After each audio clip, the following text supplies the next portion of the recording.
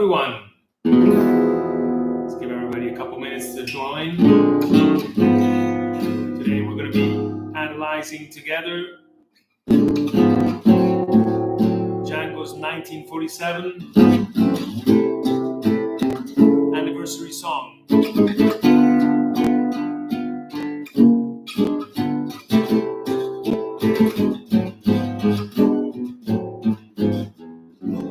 This is basically another episode of my 3 favorite licks. And if you've been following me on social media, I've been covering basically the B section of 1947 anniversary song by Django Reinhardt.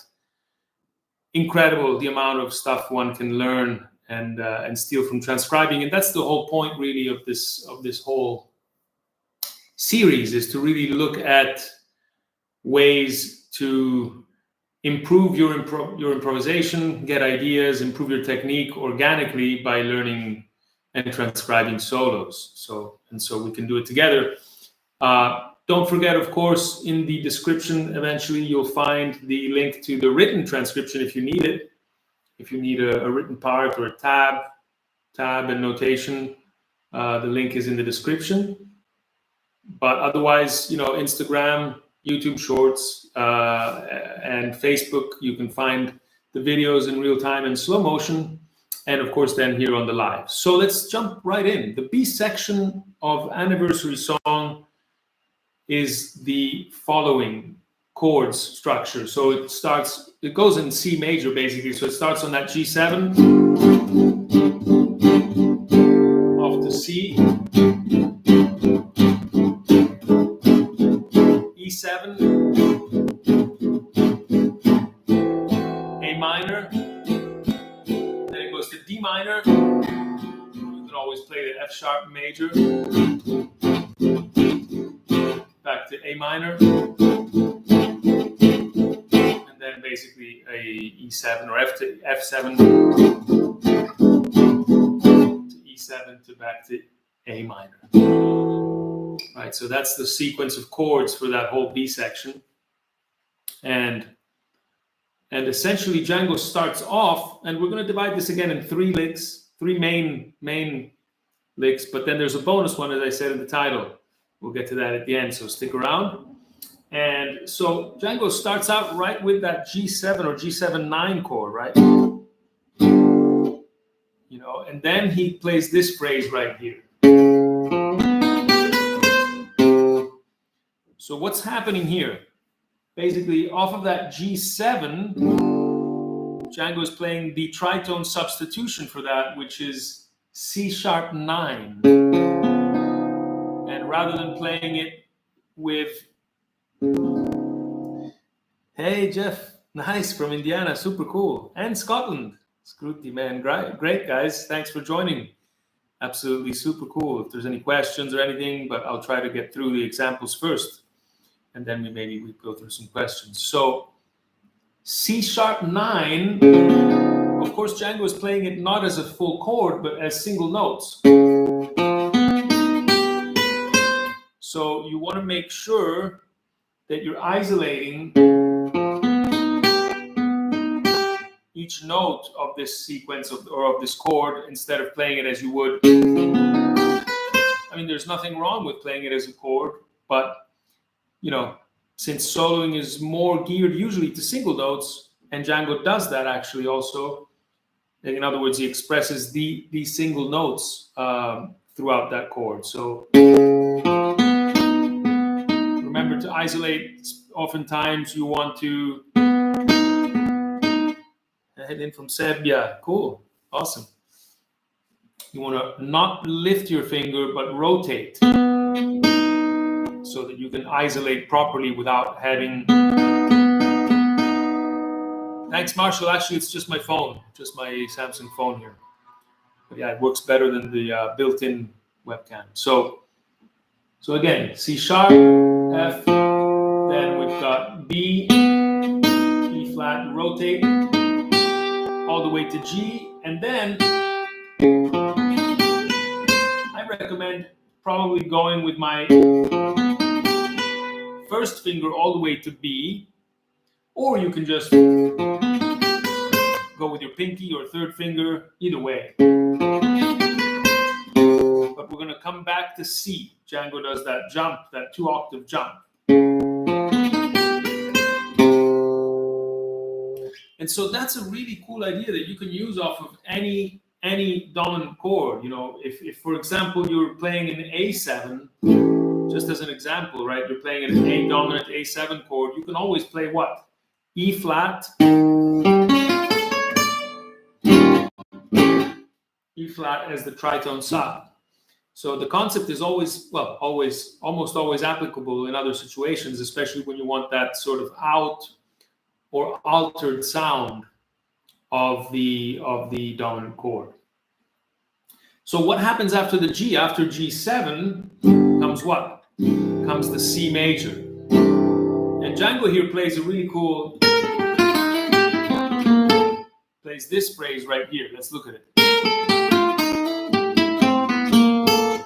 And it has a bit of a bluesy feeling. And why is that? Because instead of playing the C major, Django actually plays the C mixolydian.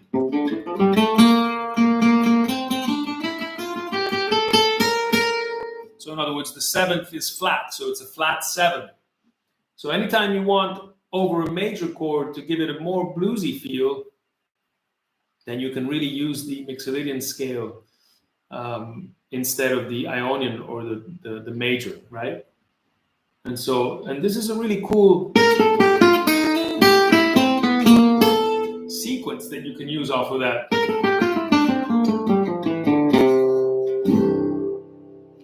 C major, or implied as a C dominant. But you know, the dominant chord is an extension of a major chord.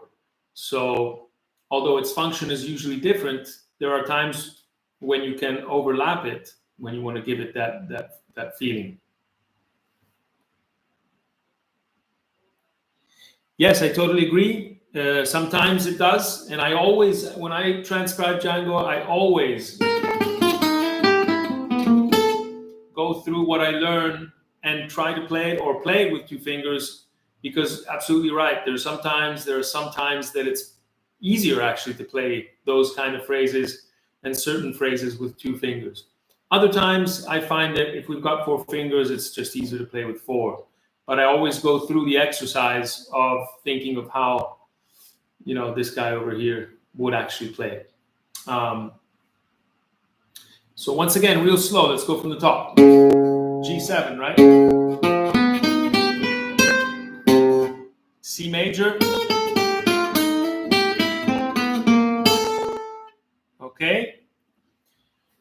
So again, I'm going to kind of breeze through all of this stuff. If there's questions, ask them. I'll otherwise refer to the written transcriptions or the explanations on Instagram and Facebook. But this is what happens over that first set of changes, G7 to C major. After that, the tune goes to E7, and Django plays the following.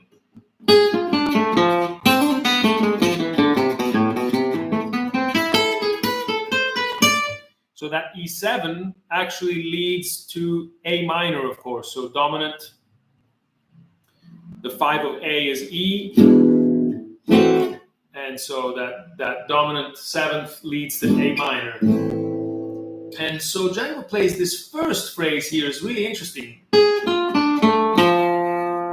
Because in reality, it's a sort of a hybrid, let's say, arpeggio here, where we're stealing from 2 different chords. One is, of course, the D minor, which is also B half diminished.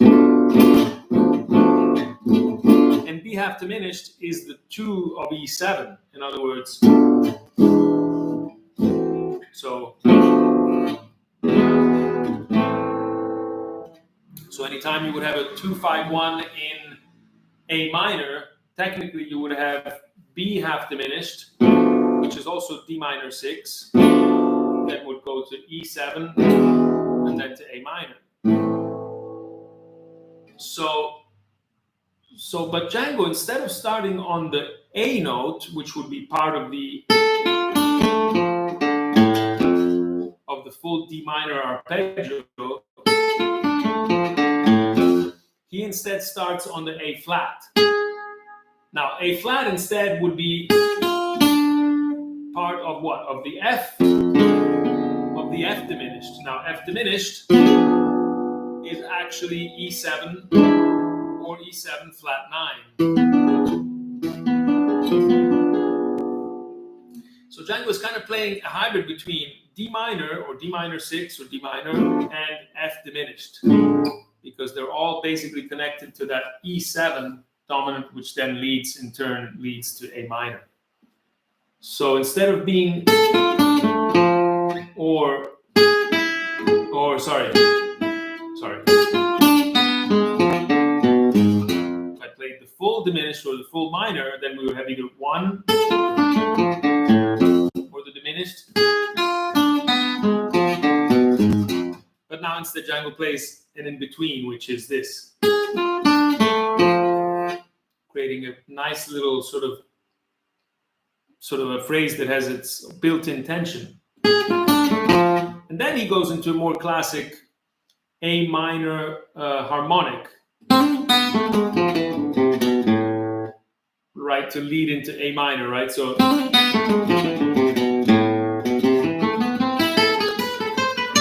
and right after the A minor harmonic,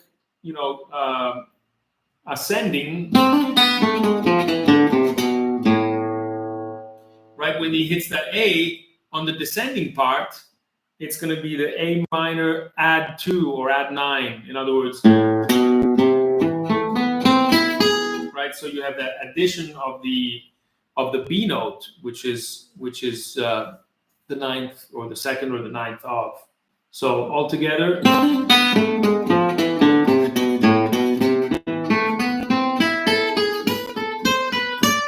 and then of course this little enclosure to end.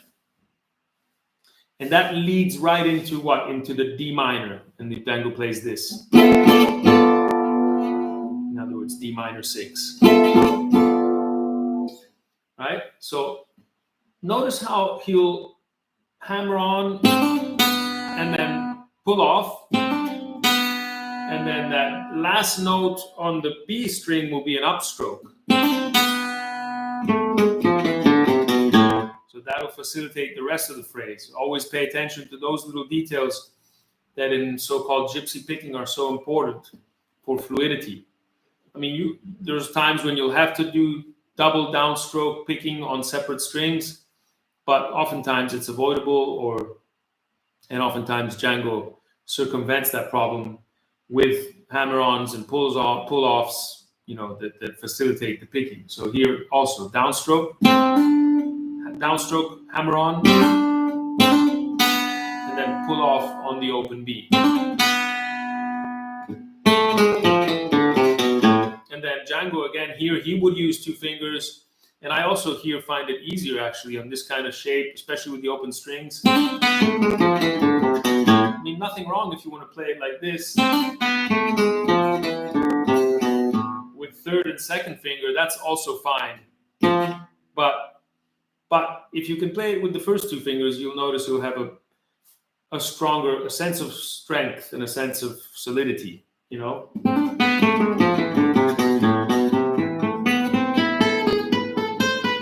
And I actually maintain the use of 1st and 2nd finger throughout the rest of the phrase also. Well, maybe here I would use my 3rd finger, but I could also use my 2nd, right? And then off to D minor 6. Okay, so that covers, that we covered G7, we covered C major, then we covered E7, and then we covered A minor, and then we end up with that D minor. Now that D minor leads where? Leads back to A minor. It leads back to the A minor 7. And Django plays this.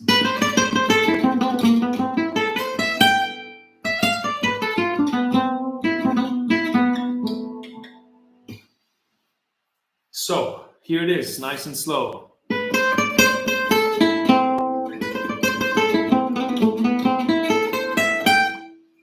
again, here, notice how he's basically playing over that.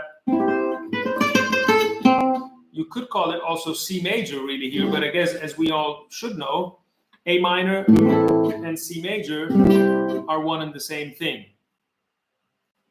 Dublin, yes. Hi.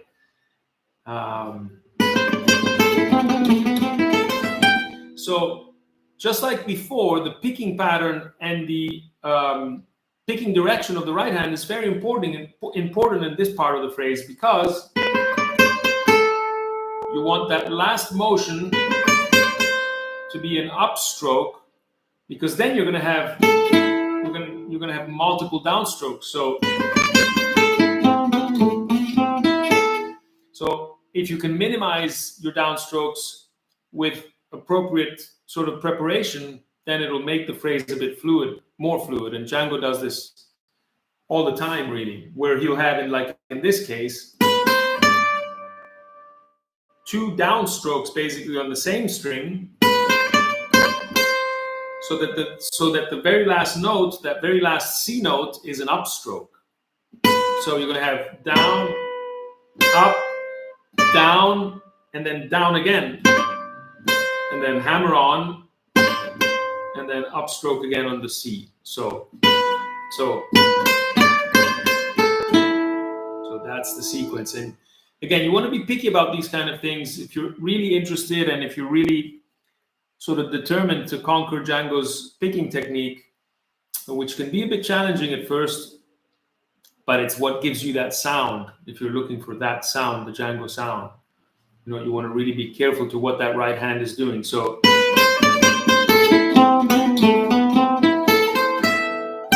okay, and at the end of this phrase, the same thing, very important here at the end, because look what happens. Again, here we have a hammer on and a pull off.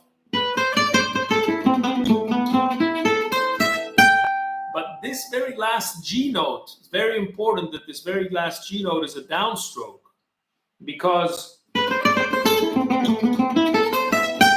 when I continue the rest of the phrase, I want that last D note to be an upstroke. So unless I have a double downstroke to where I can downstroke on the G, so I'm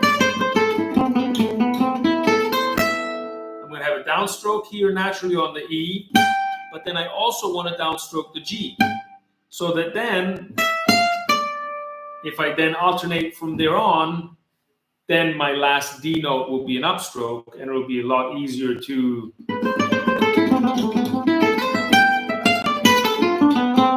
progress in the rest of the phrase, which goes back to that D minor with this little pattern right here. Okay, so that really covers the entire B section, and this can be really taken as a little etude that you can either use in real life or really take all these ideas and adapt. And so many tunes are in A minor, going through A minor, D minor, E7, minor swing being one of them. But there's that key is of course very much used, not only in the style but in all guitar sort of music, right?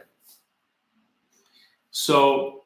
Okay, promise the bonus, right? So the bonus is really that first phrase that Django plays before. So it's basically on that last E7 to A minor before going to the G and then C, right? So he plays this phrase right here.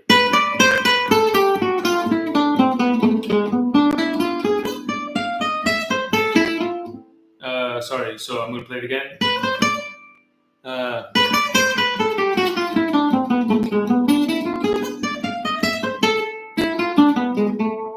So that's the phrase, and it's such a beautiful little phrase. And it's peculiar because Django basically, off of that E7, many times what's mostly played is the minor harmonic, right? That's what most likely one would expect, especially from Django, right? But instead,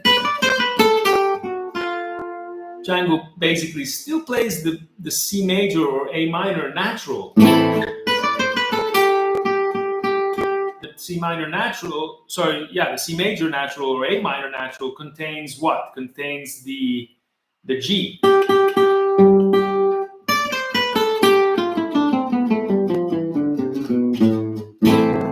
Right, so instead of, if it was the minor harmonic, then that G would be sharp. But then Django plays chromatically from there on. And so really creates a sort of, I guess you could call it jazzy line, right? And still gets to that F, right, which is still part.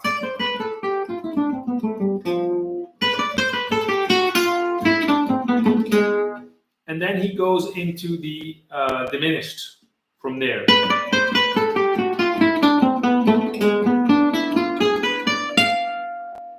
Right, and here is really cool. This is so Django, where he goes from A minor to basically E7 or F diminished, and then resolves in A again. And this Django, anytime you hear him, you always hear these kind of strategies to break up, I guess, the monotony of a one, or in this case of the A minor, right? So if there's just one phrase that I would take away from all this, would be this one. Very beautiful little way to embellish an A minor. But it starts out again with this. Again, hammer on, pull off. And here's got that diminished, A flat diminished or F diminished or A flat, it's synonymous. But instead of playing it just arpeggio, he adds a half step against or before the next F. So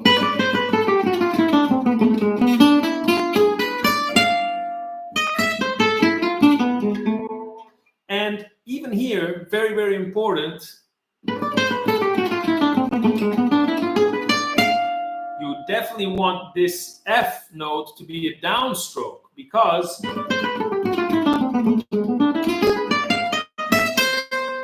again, it's important to have that C, that last note on the E, on the high E, you want that to be an upstroke. So you want to make sure that that F is a downstroke, so that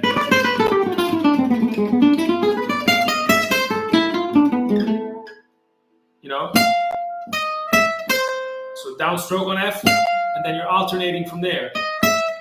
Upstroke, right? And you can always play a phrase like this over E7.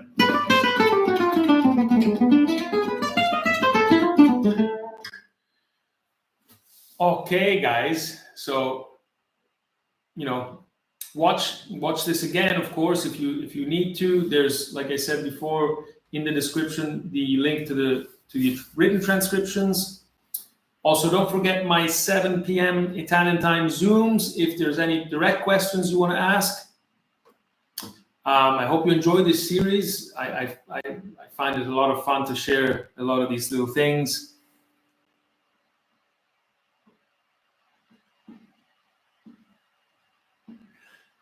Yes. Also, if you also, absolutely a pleasure. Yeah. Jeff, thank you. Yeah. If you sign up for the transcriptions, then I send, of course, emails, but I will try to also, have at least a day before I do the lives.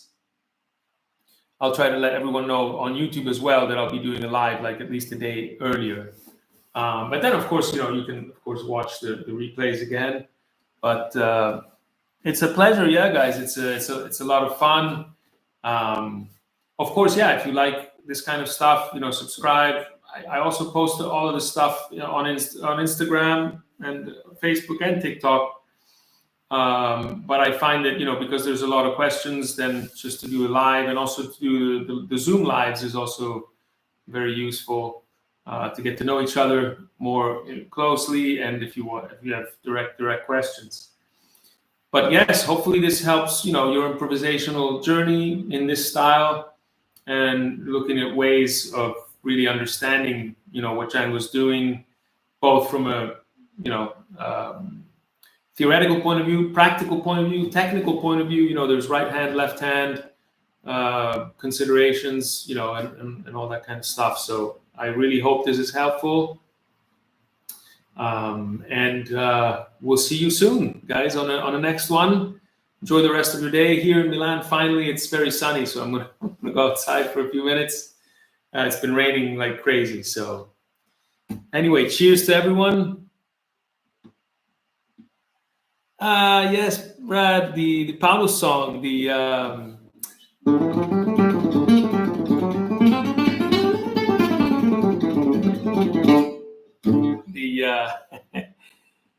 Jeff, enjoy your day. Yes, the Paulus, this letter to Van Gogh. But anyway. All right, guys, take care. Take care. Enjoy the rest of your day, and we'll see you very soon. Ciao, guys.